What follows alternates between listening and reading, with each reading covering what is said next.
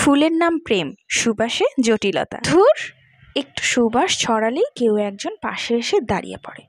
তোমার কি আর নিজস্ব সুবাস নাই গো?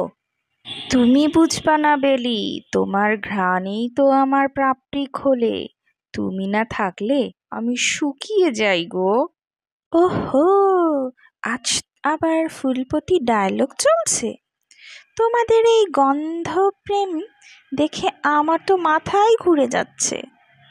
আমি কিছু বলি না, আমি শুধু তাকিয়ে থাকি।